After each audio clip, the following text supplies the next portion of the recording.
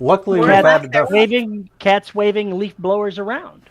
Well, hey now, luckily enough, we've had a lot of rain, and so the leaf blowers have kept a discrete distance. The problem is you can't record when there's a massive thunderstorm going on. This is true. Some people have told me that shouldn't stop me. I should record and just make it part of the sound effects in the background. I don't know. I think I understand the whole, it could be sound effects, but that would be hell on mastering. Yes, And, mastering would be a nightmare. Would be an utter nightmare. I don't think people understand just what that means. They don't. They don't. Unless you do it, you don't really get it. This is very true. Rowdy's quiet now. Maybe he ran off to make his coffee. As Terry exits stage left. Gotta pour that coffee, man. Gotta pour that coffee. I should be pouring mine real soon. That's the plan anyway. I should make myself a bigger cup. That's what I should do. The problem when you get a bigger cup is trying to keep it warm. They get cold so quickly. I know, and the thing is, I have an Ember mug that's in my booth, and I should use it, but I wind up using it only when I'm recording because I can keep it for herbal tea and stuff. Yeah. But I should use it for the show. Probably. They're not too expensive. Just get another one, put it in there. I got better things to spend money on. Oh, well, that's true. Hello, I don't know, Antoine. It's an Ember mug. I'm not sure that you do have very many better things because I've heard good things about them. They're good. I just don't need two of them. You need one in each room. One in every room in the house. That's the thing. It would be one. It would be one on varying sides of the room. That's no, we can't do that. Howdy, Matt. Hey, Matt. Stalking my food like a cat. Is it alive? Because that's weird. But, to each their own. It's some odd comments that we get every now and then. I know. Just stalking your... Ow, ow, ow. I'm having coffee difficulties. I was about to say, is that coffee-induced or feline-induced? This one's coffee-induced. The feline-induced, we'll get to that later. When he starts knocking stuff off my desk again. Yes, I know I'm wearing a hockey sweater. Yes, I know I know that it is...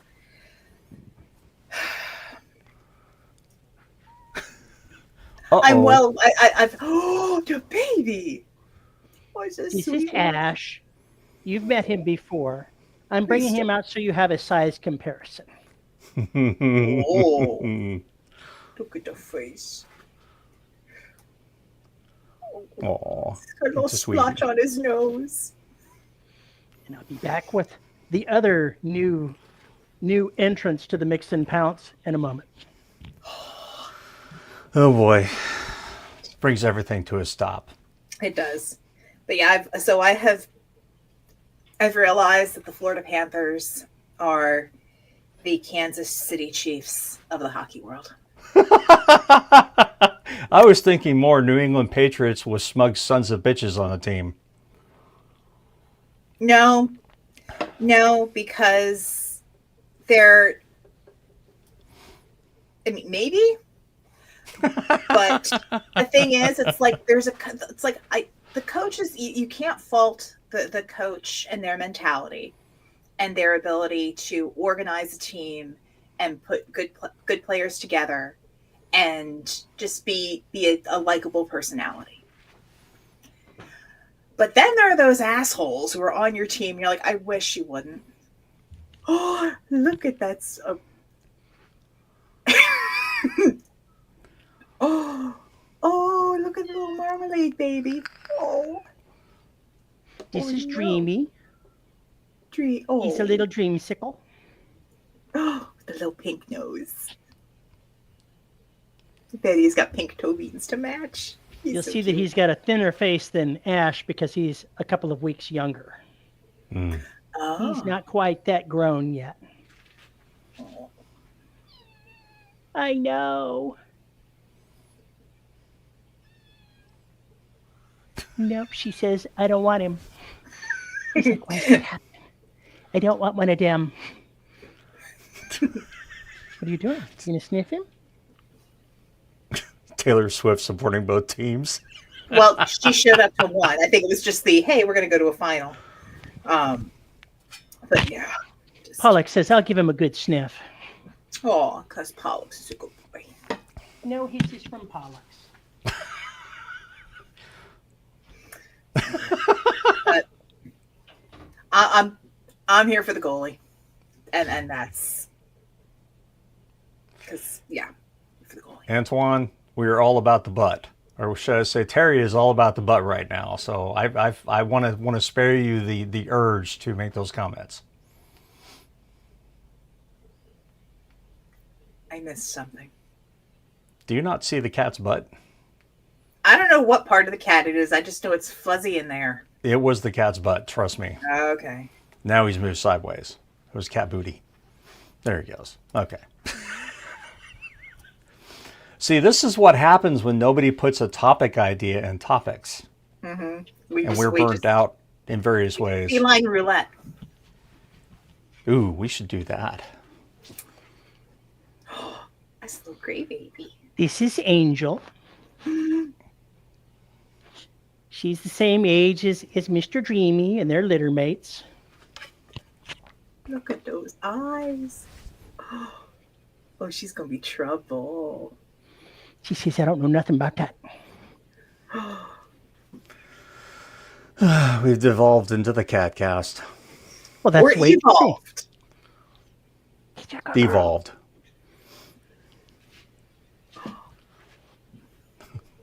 No wonder how many more is he bringing for show and tell? No, what I love is that on the bookcase, Sassy's like, wait a second.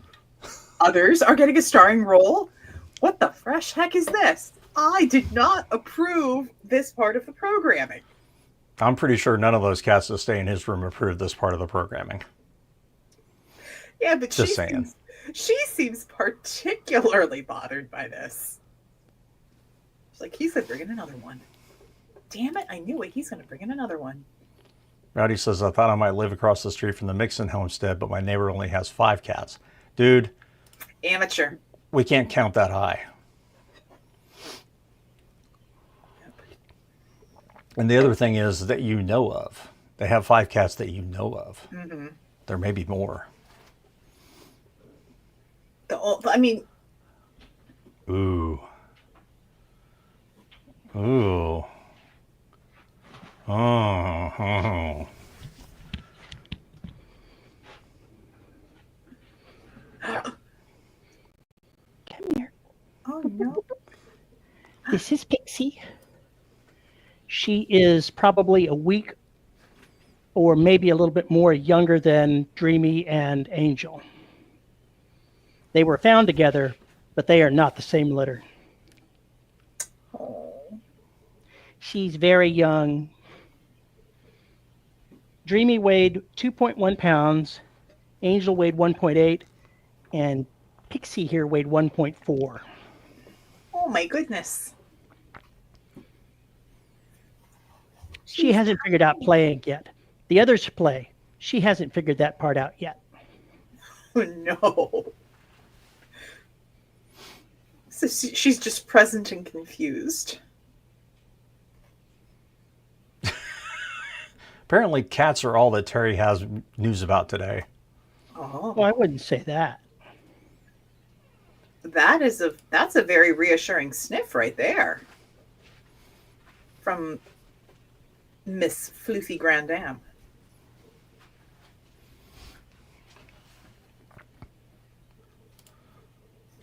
Xander says, how about this romance genre without the tropes? How to write a romance that breaks the mold. Yep. And then Rick's response is, romance that breaks the mold means romance that doesn't make any money. That is, in fact, the case. And Rick is 100% right on that, because if you're writing romance that does not hit major romance tropes, then you are writing some other genre with potentially romantic elements.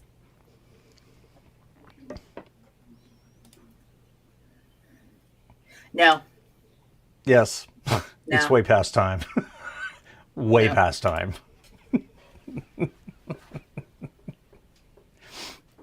What tropes do you have to have in romance? So the main thing, if you're writing a romance, there has to be a happily ever after or a happily for now. Right. It has to end on a positive note. It you know the your romantic leads must end up together, and it must be in a mutually beneficial relationship for it to be a romance. And I say that because if you're writing harem or reverse harem, if you're writing it properly, everybody ends up happy at the end. Um, and there have been rumblings over, on a couple places on social media where I frequent for book stuff. People saying, well, you could write romance and not have a happy ending. It's not romance. It's not. Now you can, and the thing is, there are a ton of tropes that you can have in romance. When in fact, the trope thesaurus, which I have. Oh no.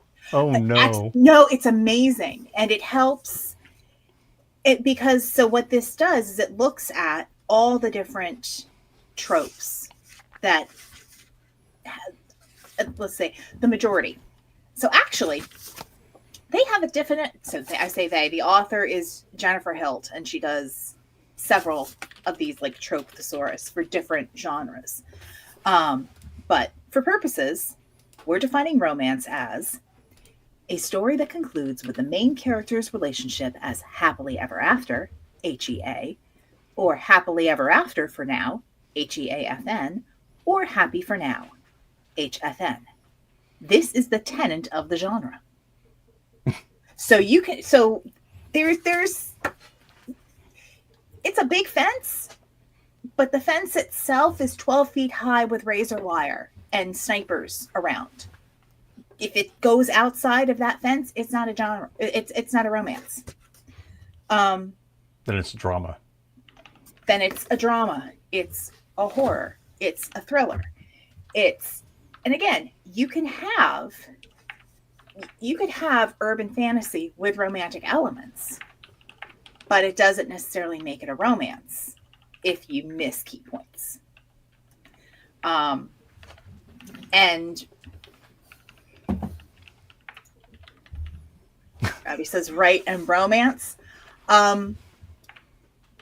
Yes, that's the bromance thing is more of a trope. There are a couple different tropes that fall into that. And it's a good thing to know if you're going to use that, because that helps dictate what wacky scrapes your characters are going to get into and what possible conflicts you can have. But yeah. How do you write a bromance? What are the tenets of a bromance? Hang on. Wow, that might be in there. It probably is. It's not in that one, but where?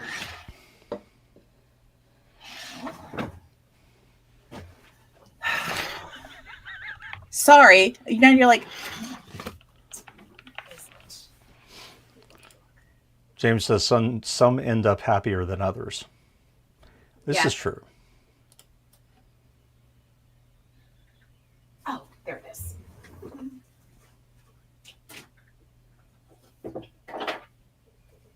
Unlike Terry, I don't have a massive bookshelf, but I have enough.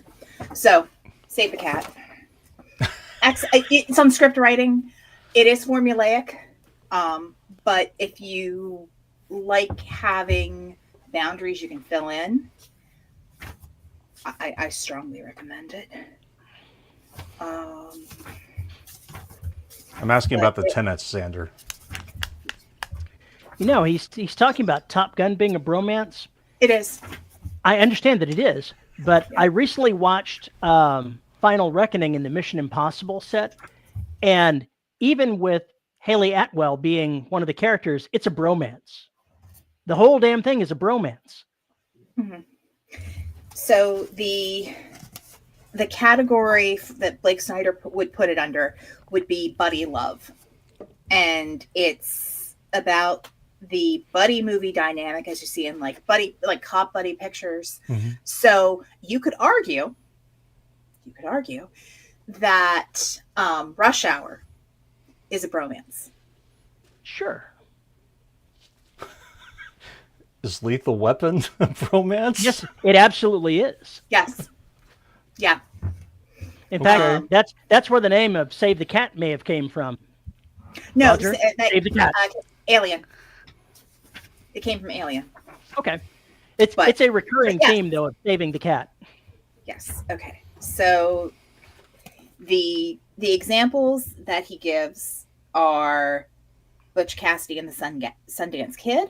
Now that Wayne's is World. most definitely a bromance. Wayne's World 1 and 2. Wayne's World. One of the movies I can quote ad nauseum, and when you start playing it, I probably know all the words. Thelma and Louise is a buddy love, so it's not a romance, but a Bill and Ted's Excellent Adventure. Yes. Yes. Let's see. Jay and Silent Bob. Yes. And they mentioned Lethal Weapon. Lethal Weapon does show up here. E.T. Rain Man. I'm a very good driver. Okay. What else? Don Quixote. Is Star Wars a bromance? I saw somebody put something up about that the other day, but I didn't know what romance. I didn't know what the context was, though. What part of Star Wars were they saying was a bromance? I think there are aspects of a bromance with it.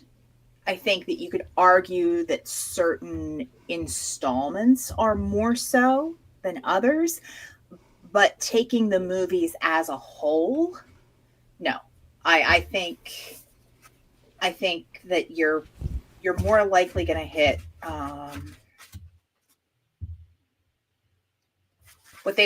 what Snyder calls the golden fleece. It's the quest for something. Mm-hmm. So yeah, the 10 types of movies that, because it's a script writing book, right. And there's a later edition that is specifically for writing novels because it breaks the finale down into 5 separate parts, since finales are more involved in writing in novels than they are on the screen.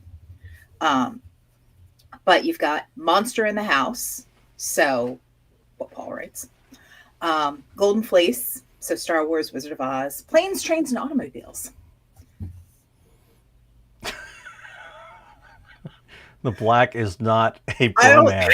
How in the fuck is the black a bromance? No. Let's see. Out of the Bottle. So that's one of the something weird and unexplained happens. They've got like Bruce Almighty, Flubber, Freaky Friday. Dude with a Problem. Which they throw Die Hard, Titanic, and Schindler's List into that group. Rites of Passage. Buddy Love. Why Done It, not a Who Done It, and so he puts in Chinatown and JFK in there. Okay, so let me ask this question then. What's the bromance genre look like in writing or in books, novels? I think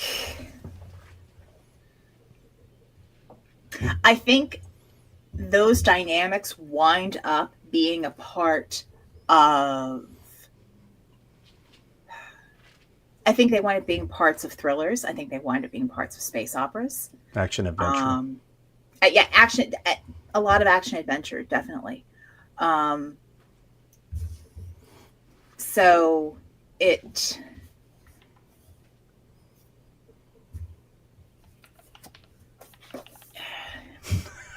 The Martian equals a man with a huge problem. Yeah, a huge problem. Is it though? Just slightly. Darn it. three more, and I dropped the page. F. Okay. Oh, The Fool Triumphant. So Forrest Gump, The Jerk, Amadeus, Dave. Dave, such a good movie. Institutionalized. So that's about groups. So it includes. So these all get grouped together. Animal House, MASH, One Flew Over the Cuckoo's Nest, and The Godfather. Those are all lumped together about institution. And then superheroes. So it's not just your stereotypical superhero movies, but Dracula, Frankenstein, Gladiator, and A Beautiful Mind. So it's interesting. I think I personally love like deconstructing stuff and figuring out how little parts fit together, because then you figure out what you can change and tweak to make it your own. That's a good point. Yeah. That's a good point. Mm-hmm. You know what else would be cool to do? What? Intro the show. Oh. What? Wait a second. I know, right? We're only 20 minutes into this thing here now. Yeah, let's not be hasty here. Let's not be hasty here. Oh, sorry. Howdy, folks, and welcome to another episode of the Dead Robot Society. I am Paul E. Cooley. Joining me today, Veronica Jaguar and Mr. I Have Way Too Many Damn Cats Mixon. Hi. Send money! Buy books. He's gonna need it. Books! I just don't even want to think about what your kitty litter and your cat food bill look like. Live streaming. Yeah, here it comes. OnlyFans. Only pause. Only cats. Only cats. Yep, only cats. Oh my God. So now we're 20 minutes into the show. What the hell has everybody been up to? And please be brief. Oh no. There is no brief. We don't do brief here. What's that, Patrick Bowman? We don't do that here. Oh dear. B, what the hell do you have to report? What is that actor's name? I've now forgotten. His last name was Boseman, wasn't it? Chadwick Boseman. How dare you? Chadwick Boseman. Oh, what do you mean, how dare I not know his name? Sorry, I'm terrible with names. I was like, wait, that's Terry, so it's okay. But yeah, just So one who was taken way too soon. Oh, so good. Yeah, writing. I got words done on not one but 3 projects this week, including a backstory. Write your backstories before you're 2/3 of the way through with your characters and are trying to figure out your finale. Write your backstory first. I got a release date for the sequel to that book. So Bayan is going to be releasing the sequel to The Ship Who Searched, and it'll be Mercedes Lackey and me. And hopefully I'll get to do the audiobook for it. Yay. Let's see. Oh, and I got to talk with one of our patrons in attendance today, Matt, because I had to brush up on a Welsh accent, and after chatting with him and one of his buddies and his very lovely wife, I realized I have to re-record in 2 hours, which is not a bad thing, but yeah. So I don't want to know how close you guys got to summoning an elder god. That's really my question, is how close did you get? Next to no Welsh words were spoken. I won't say none. That's because they were afraid they'd summon a demon. That's what the hell that was all about. No. I got to hear the name of the longest named town pronounced several times properly and with appropriate speed. I can't do it. It's not my place to do it. But I saw and heard it pronounced live in front of me, and I appreciate it. So yeah. That says no elder gods, but regular gods with extra spit. Yes. So yeah, I'll probably be annoying people in my house tomorrow with repeating things with a Welsh accent, because that's the only way I'm going to be able to train my mouth to do this. But it'll be better in the long run. So yeah, that's what I've been up to. Terry, who has been up to his neck in cats, more so than usual. Well, there's a story there. Oh no. Well, you know that we have Latte and Ash that we picked up a couple of weeks ago. And so I guess I need to give an update on Latte. We took her back into the vet and had her x-rayed to get a status on if she truly was pregnant, and if so, try to get a guess on how far along and how many kittens. Confirmed she is pregnant. She's roughly somewhere between 30 and 35 days pregnant. So she's got around 30 days to go before she delivers. Minimum of 3, but they're not formed fully enough for the x-ray to show. So we'll go back in 10 days to get a firm head count. The doctor expects the number to actually be something like 5 or 6. In addition to that, hey now.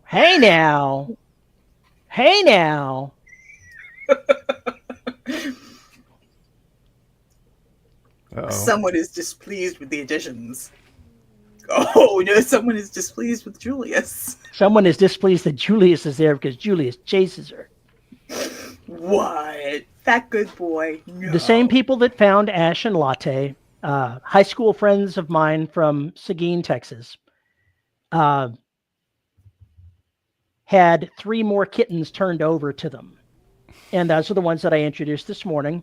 We believed that they were the same litter as Ash, so we thought those were litter mates. So we went down and got them. They're not. They're a couple of weeks younger, and in Pixie's case, perhaps even younger than that. Mm. But that's okay. 2 days of hissing and whatnot, and now they are all in the same crate and playing and making the purring pile and doing all the things that kittens do. Ash has found his clan. He is happy. Oh, that's cool. But that means, I don't know, a couple of weeks from now, a month from now, we'll be having 10 kittens running around the house like a crazed herd of disaster. So some people will be having barbecues for the 4th of July. You will be having a kitten baby shower. Pretty much along those lines, yeah. Oh, perfect. I suspect this means I need to go ahead and buy a few more litter robots to help cover the increase in cat population. And there's going to be some restructuring so that I open up the upstairs rooms that the office cats don't use so that the downstairs cats have more room. What are you chortling about? I was thinking that, there's like city simulations. At some point, somebody's going to have to run a resource allotment strategy on how your house is going to fit all this bullshit in it.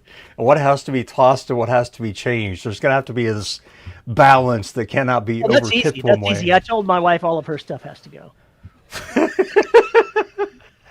You can imagine how that was received. I'm just wondering when, you're going to, after all the house renovations are done, you're going to pause and then you're going to go, maybe we just need to put a cat highway through the upstairs so that it's easier. Well, you think that's funny, but we've been discussing a catio. I think that would be awesome. Of course, it invites a whole lot of flea and tick meds, but that's a small price to pay for having more space for you and more playtime for them. So that may happen in the future as well. Fun. Let's see. So what else have you been up to? Home renovation time. Are you ready? Guess what's happened in the last week? Nothing. Chaos. Nothing. Damn. Do you know why nothing has happened? Because they ordered the pencils that had to be replaced, the little edge pieces for the tile, and they arrived middle-ish of last week. The contractor put them somewhere safe and can't find them. Mother of God. Isn't that hilarious? Oh my God. Because that's exactly what happened with my wife and the other ones. She put them somewhere safe and they can't find them. And he mocked her for it. And now he did it. And it's so hilarious. This is the longest sitcom ever. Like, It's almost like the reverse Money Pit. So I don't know when they're going to come in and do this, because I suspect if they can't find them, he'll just order more and it'll be another week before they arrive. you're gonna get to a point where you can redo it all with pencil. That's it. You'll just have a wall of pencil. I just went ahead and told the main contractor, I said, you're just pushing out to hit the 6-month anniversary, aren't you? Jesus Christ. So wrong. So wrong. This started the beginning of February. Yeah. So, it's been a while. I'm ready for this to be over. And it's not over until they finish their last little bit and we schedule the upstairs windows. So 2 weeks after they're done, we schedule the upstairs windows and we get that done. And it's then all of the work is done. When we all look forward to that day, Terry. Gosh, I'm looking forward to it. Let's see what I've been up to. This was last week of having regular tumultuous times. I lose a lot. I've been losing a lot of days since February, as a matter of fact, March. So that's over now. So I will get my life back in a lot of ways, which is wonderful. And I couldn't help myself. I started the new book. Oh boy, here we go. I started the new book. I'm not very far into it. I'm already trying to figure out if it's going to be a single viewpoint or two viewpoints. And I'm kind of thinking maybe I just want to stick with one. But I don't know yet. And so I've left some holes where I could put another character in there. I'm just not really sure what I need to do yet. We shall see. And that's pretty much the only creative stuff that's been going on. Everything else has just been bleh. Not worth sharing. But we have a topic. No, Wait, we what's don't. that? We don't have a topic. No, we don't have a topic. Lies! Nothing We but don't have a lies. topic. We don't have a topic because these patrons of ours and watchers and listeners and everything else who are on the Discord have not said anything in on topics. Nope. And if you leave topics up to Terry, he'll pick the same one that you've heard 1,000 times. Cats! It's not the one I was thinking See? of, actually. But yeah, cats works. Cats in fiction. Wow, That's what we're ideas. talking about this year. The entire year. Nothing but cats in fiction. Y'all are going to help me write nonfiction. Is that what we're going to do? I could. I don't think you want that. I really don't. Hey, Xander. God damn it. We already did. I'm not really seeing anything that you put in there that we haven't covered. Except for these 5 things. And we covered... Okay. All right, I forgot all about this. My apologies. Wait, you mean we actually have a subject to talk about? We do. Holy not- shit. I know, it's terrifying. It's absolutely terrifying. What is it? Don't keep us in suspense. Got a topic, how to move from Windows to Linux without pulling your hair out trying to find equivalent packages. Oops, wrong show. Creative nonfiction is what Antoine's talking about.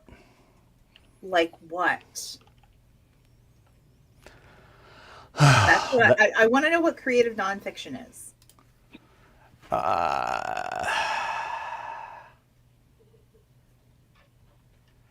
I would say Tim O'Brien's The Things We Carried. Oh God, who's the guy who died a few years back? Wrote Swimming Across Laosha or whatever it was. Spalding So- Gray. So They wrote you're talking about memoirs? Or not necessarily memoirs. Not necessarily memoirs. It's basically inserting, depending on what you're doing, is inserting some creative things in there. Maybe you're imagining what these other people were thinking at the time, something along those lines, but you're still dealing with nonfiction topics, kind of things. Memoirs, I think, is where you see it most often. Okay. Using narrative and story beats to tell a story that actually happened, describing the day a person experienced before getting bored. Yeah. Yeah. So some of the things that account for history and things like that, that's nonfiction in a creative way. Yes. So instead of being, so in other words, you're going to break that thing up into like 12 different story beats as how you present it. And if you're doing modern day stuff, you've got interview material typically. And that's what he's talking about. Describing the day a person experienced before getting bored. Put them in the right place. Maybe talk a little bit about what they do. It's the same thing we do in fiction with these third person characters that show up for one scene. It's the same kind of thing. What did they see, and what did they see after? Right. I mean, that's. I mean, the first one that comes to mind that looks at a historical moment and then breaks it into a narrative. I'm thinking like All the President's Men by Woodward and Bernstein, because that does take a chunk and uses interviews and narratives and reports to kind of craft the timeline. So, okay. So yeah, that makes sense. Do that. Yeah. I think creative nonfiction is fun. Yeah, I think if you're doing that, you really have to pay attention to your sources and do your research and provide footnotes and make sure that you get as much firsthand, like as many firsthand accounts as you can, so that it's accurate. Because creative nonfiction, you still have the nonfiction piece. So you need to stick as close to the, you need to be truthful and accurate with the source material. Because nonfiction, you're not taking narrative liberties, because then it's not nonfiction. Let's hope not. One would hope. I mean, it's the difference between, say, I'm going to get the author's name wrong. Look this up. We're all having problems with names today. So it's the difference between Ron Chernow's book about Alexander Hamilton and the musical Hamilton, because one inspired the other. But I promise you, the Marquis de Lafayette was not dropping a sick beat while trying to motivate the soldiers before the Battle of Yorktown. Was not dropping a sick beat. I love it. I love it. Pretty sure. And that's the other thing. And like, certain characters get meshed together. Entities get created to better tell the story, which is okay if you're doing historical fiction. Absolutely. But creative nonfiction, you need to stick to your interviews and your sources. That's a good point. Now, Xander wants to know, what makes a strong first sentence? Solid punctuation and good grammar. And proper spelling, too. One that captures the interest of the person doing the reading. Since we mentioned The Martian earlier, I think that the lead-in for that, the first line for that one, is very grabby. What was it? Something along the lines of, "I was fucked." Something along those lines. Hang on.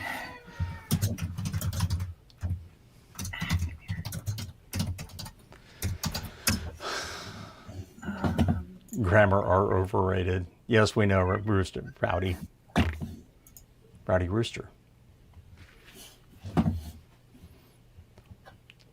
Or the Walmart was on fire and it wasn't my fault.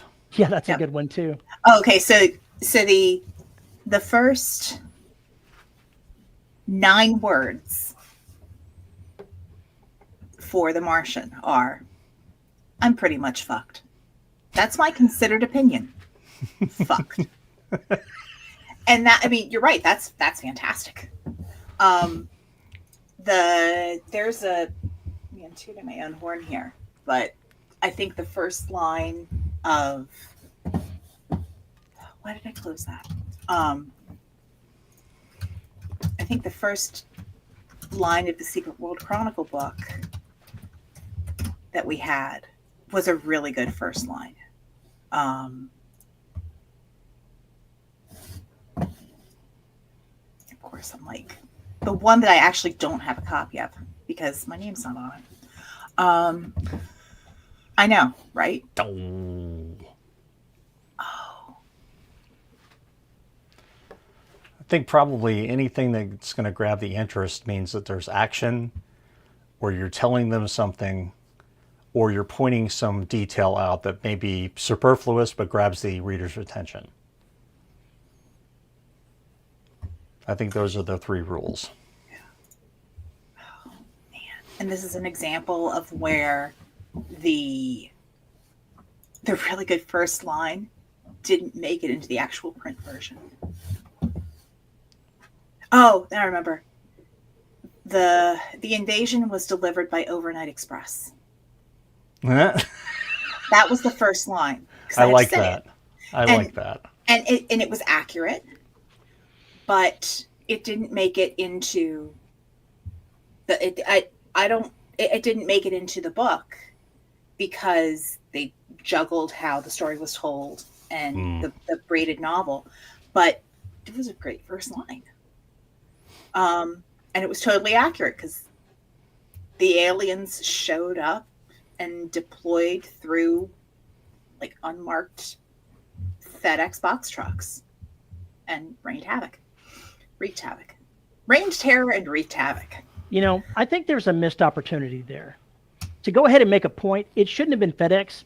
It should have been Amazon delivery trucks. And then you should have said, and everyone should have expected nothing but destruction from Amazon delivery trucks. Nah, DHL. Except it would have been on time. Don't judge me, but I hate chili. As a Okay, first Rowdy. line. All right.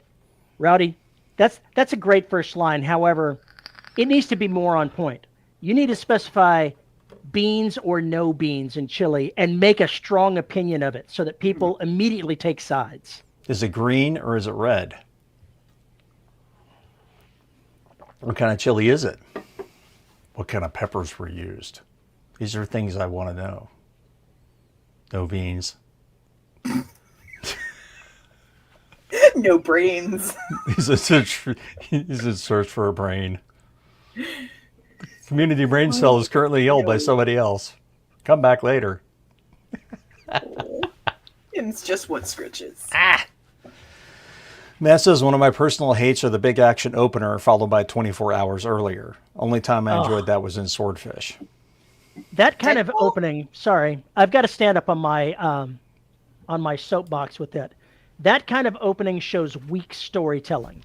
If you have to go ahead and start with something different than the actual start of the book, then you are telling the story poorly.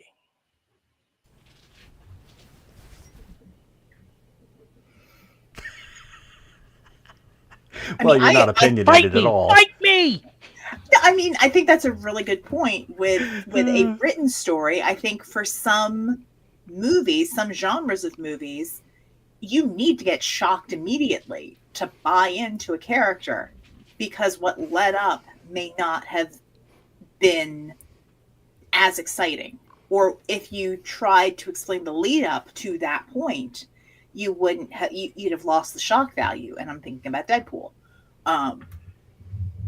But yeah, in stories that yeah, I agree there are ways to do it better. Now, if that's the prologue, the 24 hours earlier, that would be one thing. But yeah, starting off and then jumping back. if I'm going to do that, I'm going to do it through a flashback at some point. I'm not going to do it that way. Or you can allude to things with, as they're running, then it's I shouldn't have cut that person off at the red light. I shouldn't have jumped in front of the little lady grocery store. I shouldn't have taken that, extra bag of fries that mistakenly got put into my order at McDonald's because now grandma has not had her sodium and she is coming after me and she's pissed. Who would have guessed that little old lady was carrying a 44 Magnum? There you go. That's a good one right there. And Stop right there, or my mom will shoot. That's a good opening line. Now I'm reminded of Throw Mama from the Train, where Billy Crystal's character is experienced writing block because he can't get past the first sentence. The night was, you can't go anywhere. And finally, the mom they want to kill is like, sultry. The night was sultry. And he's like, I'm going to kill you now. So fucking awesome. If you haven't seen that movie, you should. Throw Mama from the Train. It's quite good. It's quite funny. Right? Any self-respecting writer will really appreciate that movie, in my humble opinion. All right, so we talked about that. What to expect when working with editors? Chaos. Heartache. Complete destruction of your ego.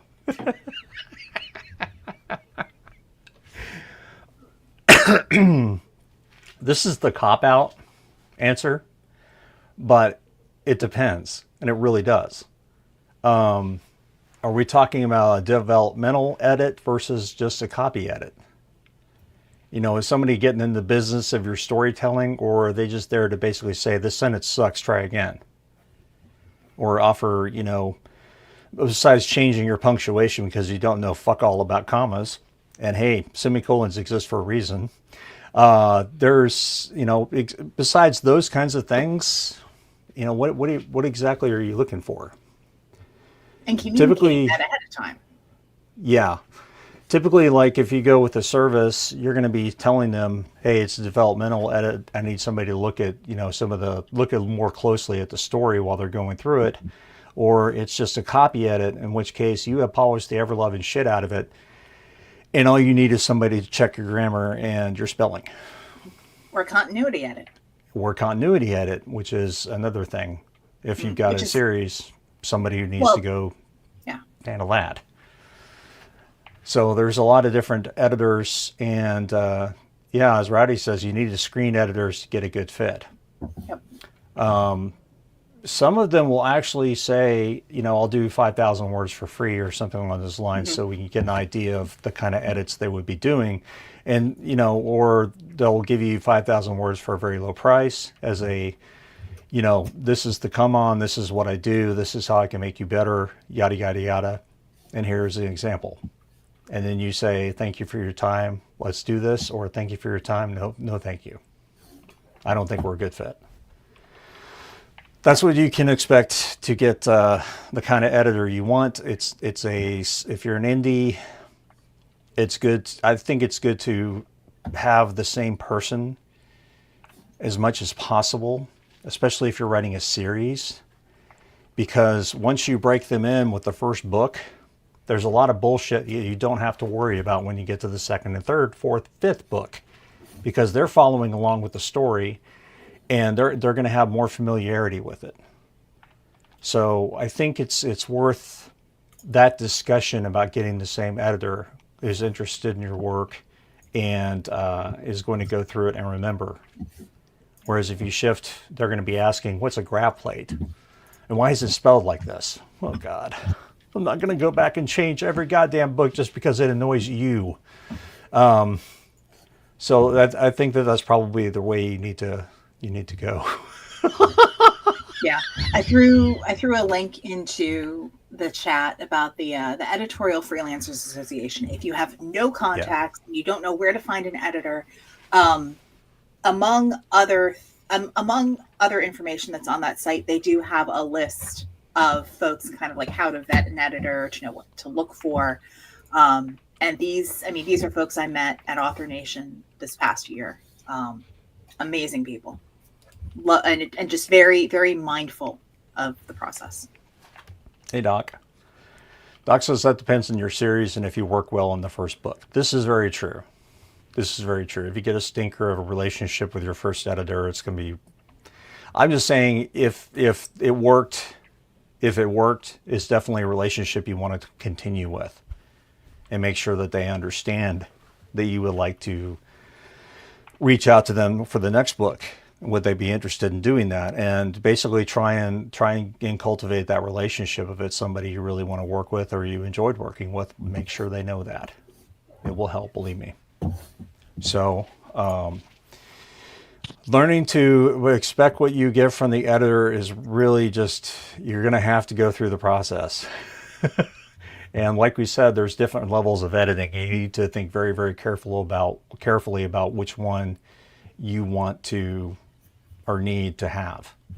Because if you hand it off for copy editing and you really needed a developmental edit, they're not going to be pleased.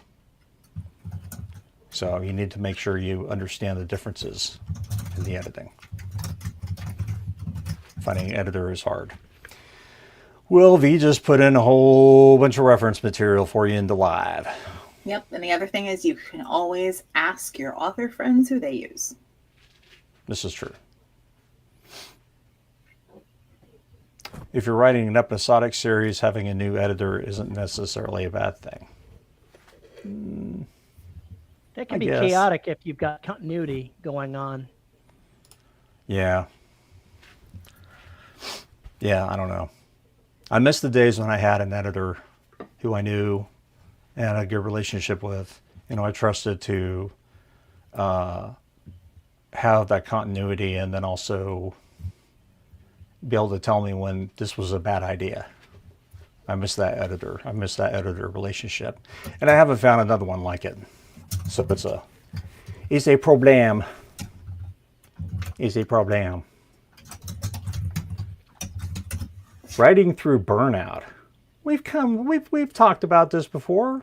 Some of us have been in perpetual burnout, and we just kind of, it's like toast. You kind of scrape off the burnt stuff and you just keep going. Kind of like, brush it to the side. Yeah, it's there. It'll be fine. Just ignore the crispy pieces. Writing through burnout's tough. Mm-hmm. And sometimes it's just knowing that you need to stop and you need to focus on taking care of your physical health, your emotional health, your mental health. Yes, some of us are just smoldering. Some of us are smoking hot. What can we say? But it's important to know. I said some of us. But it's important to know that if you really are on that edge of burnout, it is okay to set things aside and to step away and refill the well, as one does, because you can't draw from an empty well. You can't serve from an empty plate. The creativity has to come from somewhere, and in order to be creative, you need to take care of yourself. You don't get points for being an artist while suffering.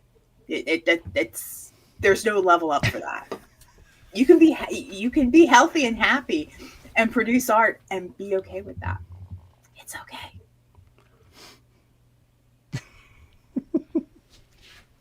Paul's going, lies and slander. How dare you? I liked all of that. What are you talking about? Doc said, work runs on fun. You have to have balance. Mm-hmm. Yep. Well, Terry's the one who insists that if you're not having fun, you're doing something wrong. It's true. Yes. And I think that for some of us, when we come up against the portion of things where we can't make a decision on which way to go, Because now there is a decision to make, and that kind of fork in the road. Then the question is, are we going to go off into la la land and follow this wherever the fuck this thread takes us? Or are we going to go for the path that we knew about and that we can see now that might be good and I can get there, but it may not be as compelling. Maybe easier to get there. Which do you do? Terry says, fuck that. There's no fork. He just keeps going. I say you do what's good for the story. I stumbled to the story following the sound of chaos. Stumbling through chaos, the Terry. And then the sound of chaos.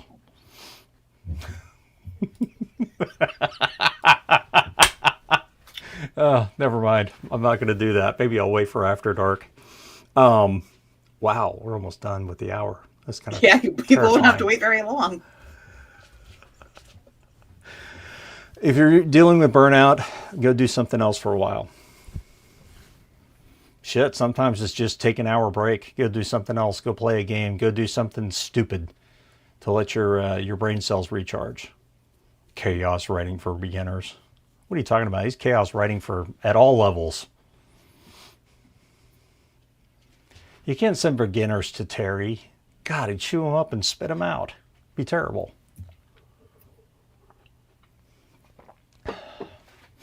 Surprised you were on so late. Usually earlier than this. No, 3 p.m. every Saturday. 4 p.m. Eastern. Yeah, 4 p.m. Eastern. 3 p.m. CST. 2 p.m. Mountain, 1 p.m. Pacific. And 9 p.m. British summertime for those in that time zone. Only write for 5 hours, 6 days a week. You know, I need to get back to the writing thing because it's been kicking my ass just doing recording. And I'm not enjoying the recording. Just not. And that's the point where you need to set it aside, and because you enjoyed writing it while you were doing it, so you should enjoy, you can enjoy revisiting it. Yeah, wouldn't you think? Wouldn't you think? I don't know. I don't know. They're in one of the narrator groups that I'm in. They actually have a subset of narrators who write, and they were like, "Yeah, so we're all going to get together on Zoom, on one morning during the week in the summer, and you can just like sit there." And the idea of kind of having an appointment where you sit for an hour, and all you're supposed to do is just sit and write. Nobody else showed up. But I got my 500 words in an hour. And that was 500 more than I would have. So it's you figure out what works for you. If I have an appointment where I have to see people, even if it's just sit and write, I'm going to write. That sounds like a plan. Antoine asks, did Paul ever decide on the next creature book? Yes, he did. That's what he's writing right now. No, it is not Jelly Sharknado. Or Jelly Gator. It should be. It absolutely should be Jelly Gator NATO. It is not going to be Jelly Gator fucking NATO. That's just not happening. No? Because I think if you were going to do it, then you just need to call it Hunker Down. Hunker Down. Because, oh Lord, it's coming. Still want the Black the Musical. God. Oh, more shit. We'll talk about it after dark. Oh, God. It's horrible. It's horrible. It's fantastic. If you have a question or comment about today's show, you can go to youtube.com/DRS podcast and find this episode and put a comment there. You can also leave a comment at our website. Just go to deadrobotssociety.com, bash that comment button, and we'll contact button, and we'll get the email. And if you want to support the show, you can find us at, I guess I should say you want to find the show, you can find us at youtube.com/DRS podcast, where we are live every Saturday at 3 p.m. CST. Like and subscribe so you know when we're live. And now I can say this, if you want to support the show, you can find us at patreon.com/DRS podcast and buymeacoffee.com/DRS podcast, where for as little as $1 a month, you get access to exclusive live shows like the one that we're going to do in about 10 minutes. And at the $10 level, you get your name read. And our $10 patrons are Juan Valentin, James Terrell, Antoine Batts, Tony L. Joy, Rick Shaw, Lisa Slack, and Tim Niederreiter. Thank you to all of our patrons for making this show possible. And if you want to get in on the crazy, you can always find the Discord link in the show notes here. Click on that, join our Discord group, and get to meet all these lunatics. And we'll be happy to have you. With that, we are going to get out of here. Thanks for hanging out with us, making this fun. And we'll see you next week.